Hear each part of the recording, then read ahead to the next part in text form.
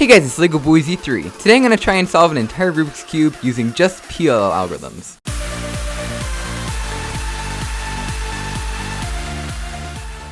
So today I'm going to be trying out what I hope is going to be a fun challenge on the 3x3. Basically you just scramble the Rubik's Cube like you normally would, and then you have to solve the entire thing using nothing but PLL algorithms. So if you don't know, a PLL algorithm is any algorithm that takes the top layer of the cube, it doesn't orient any of the pieces in any way, it just permutes them around and changes the positions around in a way like this. Normally they would only be used at the end of the solve, but I'm pretty sure if you use combinations of these algorithms on different sides of the cube like this, you can pretty much get any possible combination possible. Now I'm not going to allow myself to do AUFs, which is just turning aside a single time. So basically I can't just say this is my U-perm. I do U2 and then the U-perm algorithm. That's not allowed. I'm only going to be doing the original U-perm algorithm. Anyway, I'm now looking over to the side at a scramble that was pre-generated. So I'm just going to scramble it accordingly. So here we go, the whole cube is scrambled just like you would have in, say, a speed solve. So now let's go ahead and get started and maybe try and solve the cube. So I think I'm going to try and start off with like a white cross, just like you would normally do. So I see a white edge piece right here, and I see that it's directly opposite of where it needs to be. So maybe if I just do like a T-perm, yep, it'll get right into the right spot. So I'm just going to do little tricks like that the entire time. So like maybe getting this edge over to here. Maybe I'll first move it to here using a U-perm. Maybe another U-perm. There we go. And then I'll move it over to here using a U-perm on a different face. There we go. Now we have the other edge in. So I'm going to repeat that with the other two cross edges. Here we go, here's one of them, so let's just put that into its slot like that. And then the other one right here looks like maybe we'll have to move it up to here, then back around to here. So let's try doing this. The piece is up here, and now we'll move it up above its slot like this, and then we can just do like a T-perm. And now the piece is into place. So now we have the cross. So now I think we can maybe try the corner pieces out. So I see that we have a corner piece directly opposite of where it needs to go, so maybe we'll do a Y-perm. There we go, that piece is in. This one, it looks like I can just move it from here to here, switch those two pieces around with like a T-perm. There we go. This one right here, I think I have to move it up to here first, so I can do maybe a T-perm from this angle. Yeah, there we go, now it's moved into place, and now it just needs to be moved one piece over, so these two pieces can be switched using a T-perm.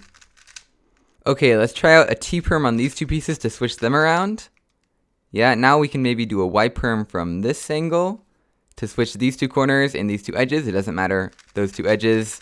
And then maybe that will get it into place. There we go. So now we have a white layer. So that's pretty fun. Now I'm pretty sure these edges should be pretty easy. Like this one to here, that should just be a J-perm.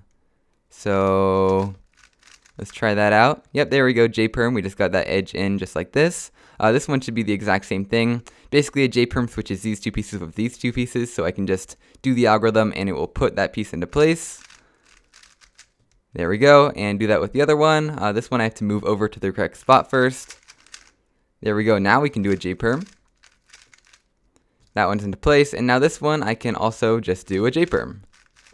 And there we go, now we have the first two layers. Okay, so I think for the last layer, my strategy should be to orient all of the pieces, because from there all you have to do is permute them, and of course I'm allowed to do any PLL. So let's see, I'll start off with the edges, so maybe we can do some combination where we like do U-perms and switch around these pieces, and then maybe put this piece up into the right spot, but oriented differently. So maybe something like this. I'm really just messing around at this point. I don't really know exactly what I'm doing.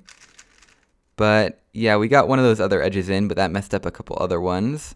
Yeah, okay, this would be really easy if I were allowed to do setup moves, but I can't. So maybe let's try and put this cross edge back in using a U-perm. Now to fix these two pieces. I'm not really sure how to do that, so I'm just gonna kind of mess around and do some algorithms. So let's put this piece up next to where it needs to go. Let's try out a Y-perm. Let's see what that does. Just switching around two pieces like that. Oh yeah, and then it looks like we just have a U-perm to fix this. To be totally honest, I don't know what I'm doing like whatsoever, but it seems to be working. And then maybe I have an A-perm on these three pieces, like this, to fix this one right here. There we go. Now we have all of our edges oriented. I'm not really sure how I did that, but it wound up working out.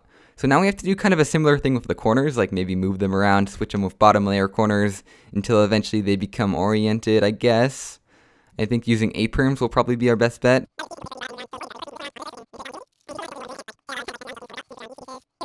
Here we go. Now maybe we can do an A-perm on this orange side. And there we go. Now that those pieces are in place, we just have two more corners that need to be oriented. So yeah, this is a really fun challenge that I would definitely recommend you guys doing. It definitely like challenges your understanding of what PLLs actually do to the cube. Like not just moving around pieces to solve the last layer, but actually moving around pieces on any point in the cube. It actually helps quite a lot for that. So yeah, I definitely recommend it. It's really hard to explain exactly what I'm doing. I'm just kind of messing around with different things until they kind of work, I guess. But it looks like we just have these two pieces right here. Oh, okay, I got it into this spot, which looks pretty promising. So I think I can move this piece around maybe like with a Y perm. Yeah, maybe if I just mess up these edges a little bit and solve the corners, then I can find a good solution. Okay, now all the corners are solved, and I just messed up some edges. Looks like these edges can be solved pretty easily though. U-perm and then U-perm maybe somewhere like this. I just have 3 more left. Alright, now I think if I do like some sort of setup Y-perm on these 2 pieces to switch them around, then I can do a U-perm on these 3 edges and then undo the Y-perm. So let's just try that out here. Y-perm. Now we have a U-perm to just cycle these 3 around, and then it's just a Y-perm. And the cube is finished. Wow. That was harder than I thought, but at the same time, starting off, it was actually pretty easy, just getting those first 2 layers. And for the last part, at the end there, I kind of started to come up with some sort of method of actually moving pieces around and orienting them in certain ways to get them oriented so that I could just permute them into place. So yeah, that was definitely one of the harder and more fun 3x3 challenges that I've ever done. I really like these challenges where you just kind of like solve the cube. You just have a restriction on how you can solve it that isn't physical. It's just like in the amount of moves that you have to do. So yeah, that was actually pretty fun. I would recommend definitely trying it out if you are good at PLLs. So yeah, that's pretty much it for this video, and I'll see you guys next time.